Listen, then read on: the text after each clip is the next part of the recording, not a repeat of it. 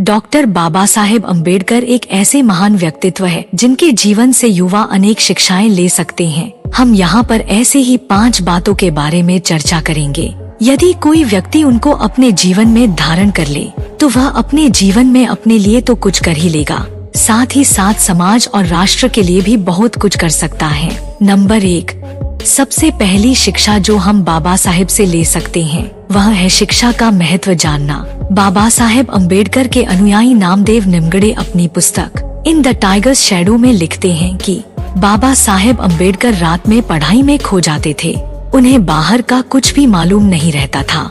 एक बार जब वह अचानक उनके स्टडी रूम में गए और उनको किसी ने छुआ तो बाबा साहेब अपनी किताबों में डूबे हुए थे और उन्होंने कहा, टॉमी यह मत करो, और वो थोड़ा अचंभित हुए। उन्होंने इंसान के स्पर्श को कुत्ते का स्पर्श समझा क्योंकि वह पढ़ाई में बिल्कुल ही डूबे हुए थे। जब बाबा साहेब ने देखा तो चौंक गए। कोर्ट जाने के बाद बाबा साहेब शाम को किताबों के बाजार के चक्कर लगाया करते थे और घर आते समय उनके हाथों में किताबों का एक बंडल होता था। बाबा साहेब ज्ञान प्राप्त करने को अत्यंत महत्व देते थे। मशहूर लेखक जॉन गुंथेर ने लिखा है, 1938 में जब उन्होंने राजगृह में बाबा साहेब से मुलाकात की तो उनकी लाइब्रेरी में कुल 8000 किताबें थी और कहा जाता है कि मृत्यु तक उनकी लाइब्रेरी में 50,000 तक किताबें हो गई थी। बाबा साहेब कहा करते थे, ज्ञान शेरनी का दूध है, जो पिएगा वही दहाड़ेगा। और कहा भी जाता है कि विद्या को कोई नहीं चुरा सकता, विदेश में विद्या ही सबसे बड़ा मित्र होता है।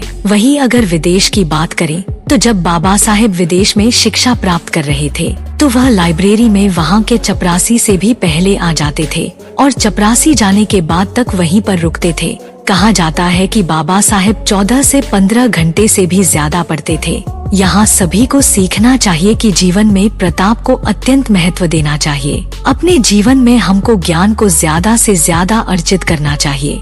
नंबर 2, अपने समय की कीमत को जाने, वही आगे बढ़े। तो बाबा साहेब को यदि कोई अपने यहाँ पार्टी में खाने पर बुलाता था तो बाबा साहेब इनकार कर देते थे। आमतौर पर वह किसी के यहाँ पर पार्टी में नहीं जाते थे।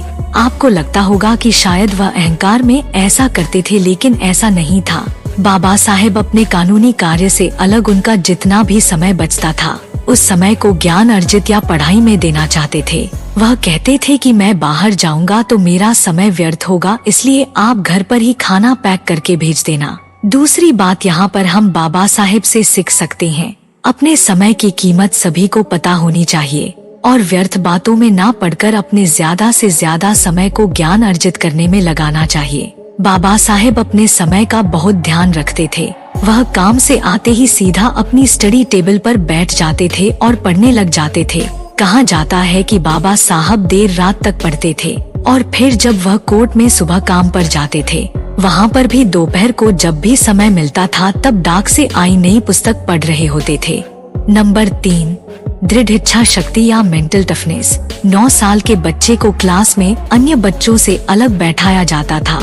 बाबा साहेब अपने बैठने के लिए घर से बोरी लेकर जाते थे और उस बोरी को स्कूल का चपरासी भी हाथ नहीं लगाता था, इसलिए बाबा साहेब उस बोरी को रोज लेकर जाते थे और रोज लेकर आते थे। वहीं बाबा साहेब को स्कूल में उपलब्ध सामान्य जल स्रोत से पानी पीने की भी अनुमति नहीं थी। उनको चपरासी पानी दूर से ही देता था। जिस दिन चपरासी नहीं आता था तो उनको पानी भी नहीं मिलता था और उनको हर बार भेदभाव का सामना करना पड़ता था। एक बार तो उनको बैलगाड़ी वाले ने केवल इसलिए अपनी बैलगाड़ी से उतार दिया था क्योंकि वह महार जाति से आते थे, जिनको उस समय महाराष्ट्र में अछूत समझा जाता था। एक दिन बारिश आने पर बाबा साहेब एक घर की दीवार का सहारा लेकर खड़े हो गए, जिसको देखकर घर की मालकिन ने बाबा साहेब को धक्का देकर पानी में गिरा दिया और जोर जोर से उन पर चिल्लाकर कहने लगी कि तूने मेरा घर पवित्र कर दिया है। जिस बालक ने बचपन में ही इतना भेदभाव और तिरस्कार सहा हो, उस बालक ने बाद में जाकर 9 भाषाओं का ज्ञान और 32 डिग्रियां प्राप्त की। बाबा साहेब अर्थशास्त्र में पीएचडी और कॉलेज की शिक्षा ग्रहण करने वाले भारत में अपनी जाति के प्रथम व्यक्ति थे। हम यहाँ पर सीख सकते हैं कि बाबा साहेब की दृढ़ इच्छा शक्ति कितनी मजबूत थी। अनेक बार तिरस्कार सहने के बाद भी उन्होंने कभी अपने लक्ष्य को नहीं छोड़ा और उस पर आगे बढ़ते रहे। आज के युवा छोटी छोटी बातों पर आत्महत्या जैसा कदम उठा लेते हैं। अनेक ऐसी आत्महत्या की खबरें आती हैं। कहीं स्पोर्ट्स में हारने पर या किसी के कुछ कहने से बच्चे आत्महत्या कर लेते हैं। हमें यहाँ बाबा साहेब से सीखना है कि हमारी इच्छा शक्ति या मेंटल स्ट्रेंथ इतनी मजबूत होनी चाहिए कि किसी नकारात्मक व्यक्ति की बातें और अन्य समस्याएं भी हमें अपना लक्ष्य प्राप्त करने से ना रोक पाए। चलिए दोस्तों, इस वीडियो में बस इतना ही। बाकी आगे की वीडियो में, ये वीडियो आपको अच्छा लगा हो तो लाइक करें और ऐसे ही इंफॉर्मेटिव वीडियो को देखने के लिए चैनल को सब्सक्राइब करें। मिलते हैं अगली वीडियो में। धन्यवाद।